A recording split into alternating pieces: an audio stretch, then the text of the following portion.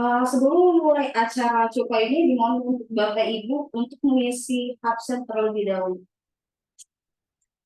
Oke, baiklah sambil melakukan absen, saya mau berpantun terlebih dahulu nih Mas. Kalau kayak kata orang Palembang tuh, tiada pantun itu maka tidak ada rasa ikannya. Burung merpati di pucuk kandang. Cakep. Oke, udah berhenti terbang dari kawan-kawannya. Para hadirin, terima kasih sudah bergabung. Mari kita mulai acaranya. Assalamualaikum warahmatullahi wabarakatuh. Waalaikumsalam. Halo sahabat PPR, wow, para audiens sekarang banyak sekali nih di Zoom. Jumpa dengan episode perdana BPWW Sumatera Selatan, ini yaitu bertema tentang cupo. Apa sih cupo itu? Cupo itu cukupkan knowledge kita atau cukupkan pengetahuan kita. Dengan tema literal itu penting. Dan di sini saya akan memperkenalkan terlebih dahulu narasumber kita Coffee Morning ini ialah yang tidak familiar yaitu Mas Tama yang paling manis dan paling tampan. Oke Mas, bisa memperkenalkan ini diri Mas terlebih dahulu. Oke. Assalamualaikum warahmatullahi wabarakatuh. Halo Sobat PPR, perkenalkan nama saya M. Utama Putra. Saya di sini sebagai pengelola TV pengelolaan satu data. Jadi di sini kita bertema literal itu penting. Jadi saya mau menyapa terlebih dahulu dari teman-teman audiens, ada ini dari Perumda Bintang Matang, ada dari Pemkot Metro Lampung, ada juga ini ada dari rekan-rekan kita di Balai Pelaksanaan Pemerintahan Wilayah dan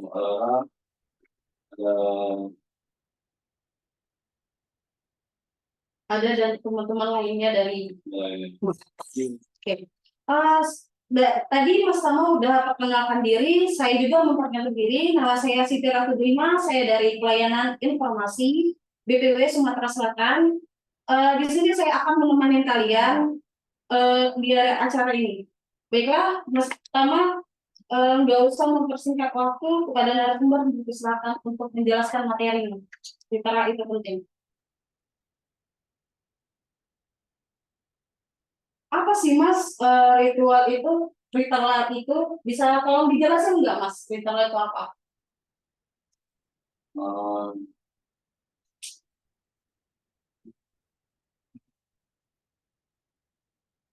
Oke, ada sedikit kegangguan dari ini sound, mohon ditunggu ya.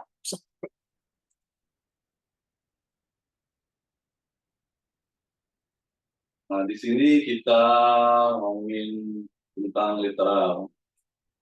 Literal itu adalah data dasar menurut pengertian pendidikan UPR yang mengacu kepada Peraturan Presiden Nomor 39 Tahun 2019 tentang Satu Data Indonesia. Dan di sini saya akan menjelaskan lebih detail lagi tentang Satu Data Indonesia. Satu Data Indonesia adalah kebijakan tata kelola data pemerintah untuk menghasilkan data yang akurat, mutakhir, terpadu, dan dapat dipertanggungjawabkan, serta mudah diakses dan dibagi-pakaikan antar instansi pusat dan instansi daerah melalui standar pemenuhan metadata dan menggunakan kode referensi data induk. Wow, sangat menarik sekali ya Mas. Baik Mas, tujuan adanya satu data ini apa ya? Bisa tolong dijelasin nggak Mas tujuannya? Satu Data Indonesia ini bertujuan memberikan acuan pelaksanaan dan pedoman bagi instansi pusat dan instansi daerah dalam rangka penyelenggaraan tata kelola data. Ada juga mewujudkan data yang akurat, mutakhir, terpadu, dan ditanggungjawabkan, serta mudah dan dibagi pakaikan. Dan ada juga mendorong keterbukaan dan transparansi data sehingga tercipta perencanaan dan perumusan kebijakan pembangunan yang berbasis pada data. Wow, cakep sekali. Berarti ada dari tingkat pusat sampai ke tingkat daerah satu data ini ya, Mas? Ya, Oke. satu data ini mempunyai mekanisme secara struktural. Nah, ada tiga tingkatan struktur di satu data ini, yaitu pertama pembina data, ada yang kedua wali data, yang ketiga produsen data. Nah, kita sebagai Balai Pelaksanaan Permukiman Wilayah Sumatera Selatan sebagai pembina data, kita yang mengatur jalannya satu data provinsi agar terselenggaranya dan berfungsinya satu data Indonesia. Terus ada tingkat kedua, yaitu wali data. Nah, wali data ini perwakilan dari Bapeda. Wow, perhatian dari Bapak, Mas. Ya, masing-masing kabupaten kota.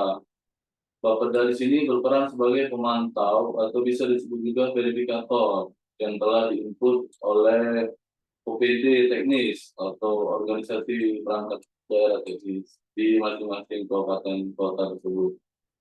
Nah, lanjut yang ketiga, ada yang namanya produsen data. Produsen data ini yang sangat berperan penting di satu data ini sebagai pemangku kepentingan yang menginput dan memasukkan data-data teknis ke dalam sistem informasi manajemen masing-masing sektor. Nah, di sini kita sebagai perpanjangan tangan dari Direktorat Jenderal Cipta Karya, dari Pelaksanaan Permukiman Wilayah, ada beberapa sektor, Mbak. Nah, yang pertama ada sektor air minum. Ya, sektor air minum. Sektor air minum itu sendiri mempunyai sistem informasi manajemen air minum yang biasa kita sebut SIMSPA. Jadi, ya pasti udah kalau yang Bapeda, PD, Pak yang Perumdat, kita yang PDAM sudah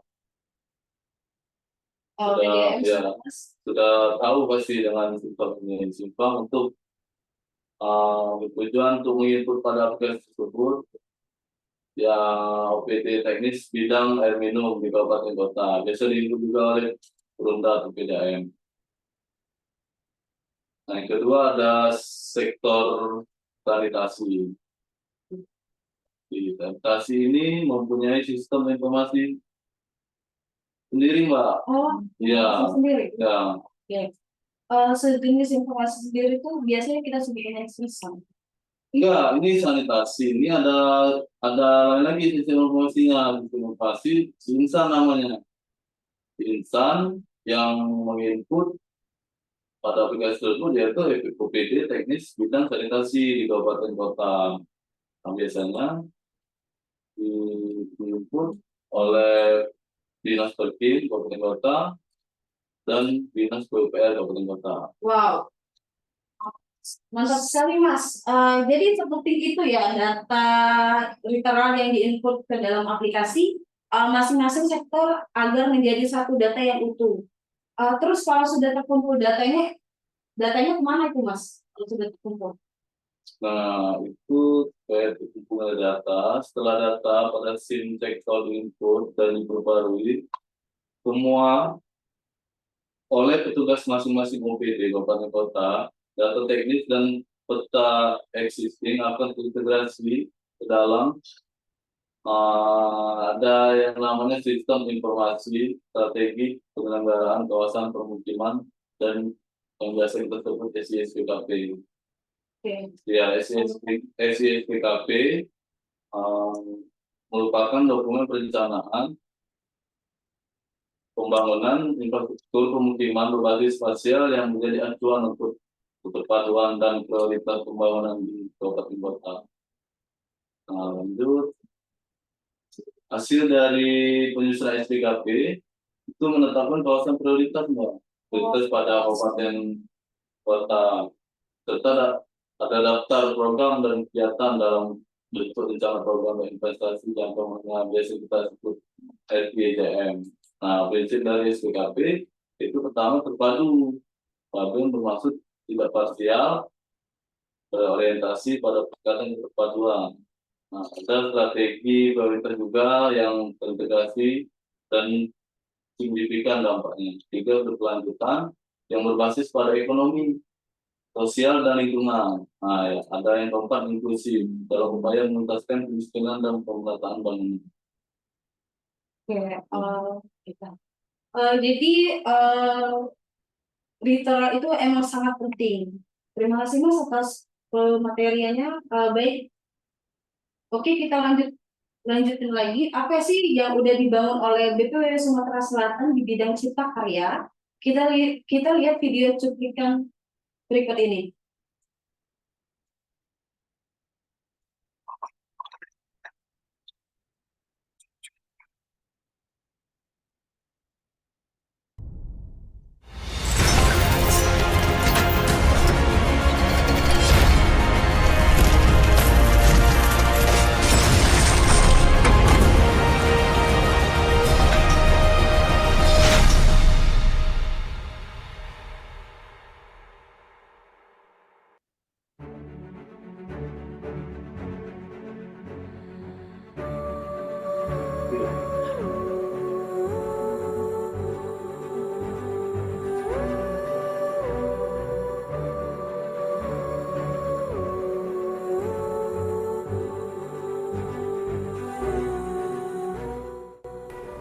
Oke, nama saya Anwar, Desa Jaya Maju, Kecamatan Lempuing, Kabupaten Ogan Komering Ilir, Sumatera Selatan.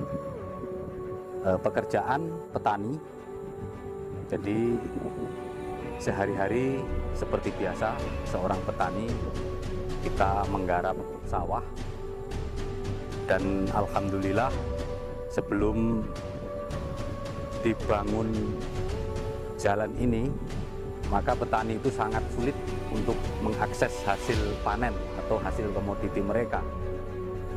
Setelah dibangunnya jalan persawahan kami ini, manfaat yang kami rasakan sebagai masyarakat atau sebagai petani itu sangat luar biasa, terutama petani lebih mudah untuk mengakses hasil produksi atau hasil panennya. Ucapan terima kasih tentunya saya ucapkan kepada Kementerian PUPR. Mudah-mudahan program ini terus berjalan karena begitu banyak manfaatnya. Terima kasih untuk Kementerian PUPR. Assalamualaikum warahmatullahi wabarakatuh. Saya mewakili seluruh masyarakat Desa Jaya Maju dan sekitarnya mengucapkan ribuan terima kasih kepada Kementerian PUPR melalui Balai PPW Sumatera Selatan atas terselenggaranya pembangunan jalan ini melalui program Pisau di tahun 2023, jalan penghubung antar dua desa, Desa Cahaya Maju dan Desa Cahaya Makmur. Tentunya kami berharap program ini sangat berkelanjutan karena ini sangat bermanfaat untuk masyarakat, khususnya kita semua. Kue serabi dari ketan, pisau memang oke, semoga berkelanjutan. PUPR sigap membangun negeri.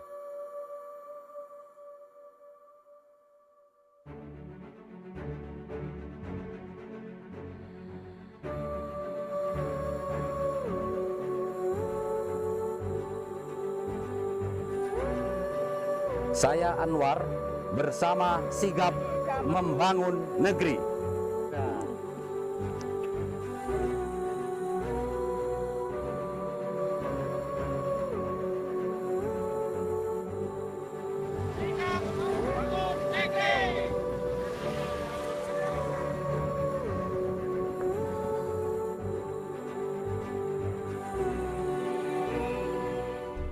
Wow, itu udah bisa saya cuplikan video.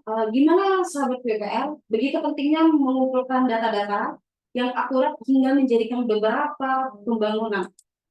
Jadi tidak selamanya pembangunan itu tiba-tiba dibangun. Jadi adanya yang namanya proses data perencanaan terlebih dahulu demi mencapai realisasi kriteria sehingga harus bisa di tahap selanjutnya, yaitu tahap pelaksanaan. Oke, baiklah para audiens, saya buka sesi tanya jawab. Berhubung waktunya singkat, saya batasin 2 pertanyaan saja. dipersilakan bagi yang mau bertanya. 2 pertanyaan aja ya Mas Tama ya. Iya.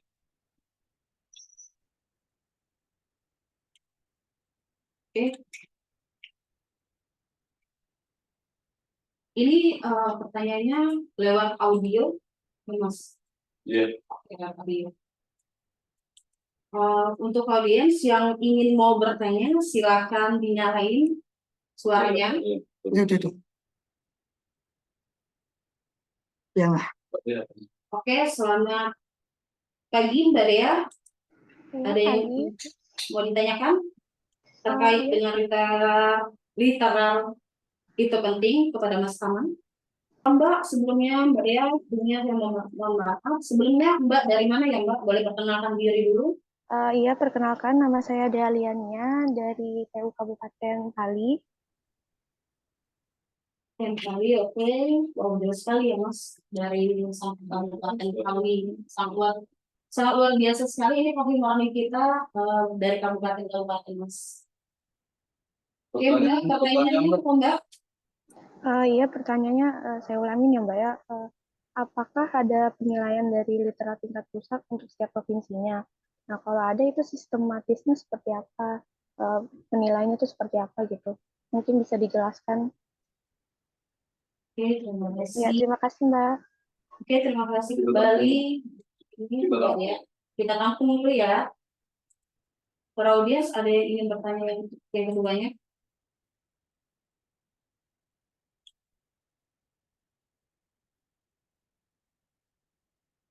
Ada nggak yang ingin bertanya? Para audiens yang paling nanti tentang jantung ini.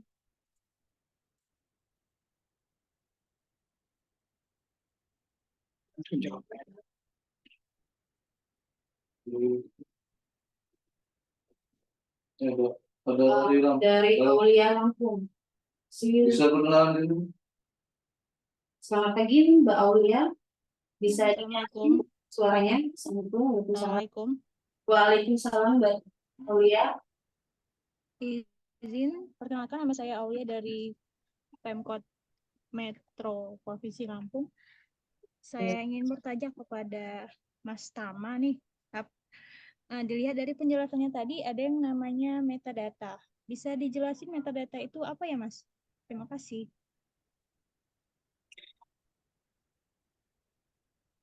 Ya benar ada Lampung. Oke. Sengaja. Sudah selesai Mas Tama. Sudah bisa menjawab pertanyaan dari Pali dan Lampung ini Mbak Dea dengan ini Mbak Dea sama Aulia.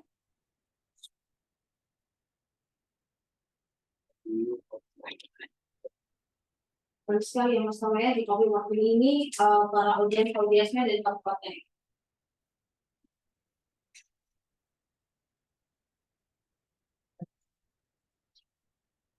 Yang saya ingin menjelaskan ulang lagi ini yang terkait metadata. Oke. Nah, yang ditanya dari yang Lampung, dari Kota Metro, dari Mbak Aulia. Nah, ini Mbak Aulia, metadata itu kumpulan informasi dalam bentuk struktur atau format yang baku untuk menggambarkan data, menjelaskan data itu juga, serta memudahkan pencarian pengguna dan pengolahan informasi data. Nah, data yang di sini yang kita sebutkan di sini pada contohnya di tim sektor yang telah saya jelaskan tadi, termasuk metadata. Misalnya sistem informasi manajemen air minum tadi ada metadata terkait air minum yang dapat dibagi pakai oleh pengguna data gitu. Itu termasuk metadata terkait bidang air minum. Jadi ada metadata terkait bidang sanitasi, ada juga itu di yang sistem informasi sanitasi tadi. Ada satu lagi terkait metadata di Cipta Karya ini ada sektor bina penataan bangunan atau biasa disebut BPB. Ya, Itu metadata terkait tata bangunan, ada namanya sistem informasi manajemen bina penataan bangunan. Satu lagi yang kedua dari Pak Dea, UPR Kabupaten Bali. Soal penilaian ya Mbak ya, penilaian Balai Pelaksanaan Pemukiman Wilayah di seluruh Indonesia itu akan dinilai dari Direktorat Pusat, itu Direktorat Bina Teknik Permukiman dan Perumahan, semua itu direktur per tahun. Nah, dari penilaian itu keterisian sistem informasi yang telah diakumulasi dari beberapa SIM. Ya, yang telah saya jelaskan di sesi tadi. Dan alhamdulillah Sumatera Selatan ini sudah kali di dirjen kita ya, posisi alhamdulillah di runner up yang kedua dari 34 provinsi di Indonesia. Wow. Sekitar 74,8% per akhir tahun 2023 tadi. Nah, saya juga berterima kasih untuk seluruh instansi yang ada di Sumatera Selatan juga mensupport data literal ini, khususnya pada Bapeda, Dinas Perkin, PDAM, Perwira, dan Dinas PUPR. Terima kasih semuanya. Oke, kepada Mbak Lia dan Mbak Lia juga kepada Mbak Aulia dan Mbak Dea, apa jawaban dari Mas Tama ini sudah dipahami? Sudah dipahami? Ya, sudah jelas. Iya, Terima kasih. sudah Mas jelas Tama. juga. Makasih Kak Tama. Oke, kasih kembali.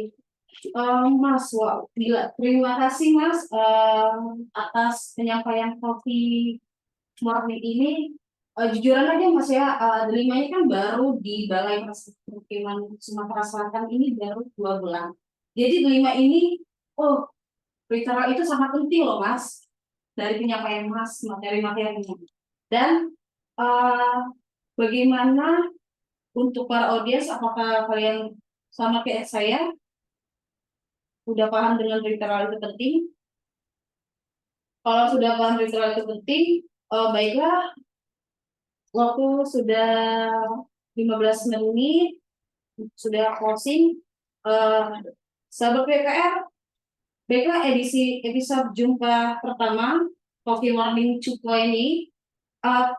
Pemenang pertanyaan tadi, kami ada ini loh untuk dari pertanyaan-pertanyaan tadi yang masih sama ya.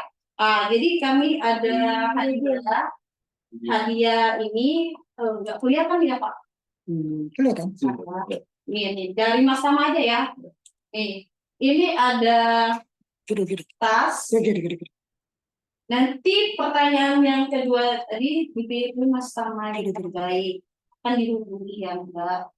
Nah, ini keren sekali ya Mas Tama ya. Di Sumatera Selatan ini menghasilkan tas ini bisa. Apalagi dari pertanyaan-pertanyaan tadi tuh yang hanya cewek. Bisa nih untuk taruh di laptop dan dipasak, buat pasak. Nanti dikirim aja yang Dea sama Aulia tadi dikirim informasinya melalui di chat. Atau juga terima kasih kepada audiens, antusiasinya audiens. Closing ini saya akan menutupkan dulu ya. Ini Mas Tama, izin Mas Tama. Ya. Gua nanas, gua kueni. Cakep. Gula lemaknya. Cukup sekian Bapak dan Ibu berkenan. Sampai ketemu di episode kedua. Cukuplah knowledge kita.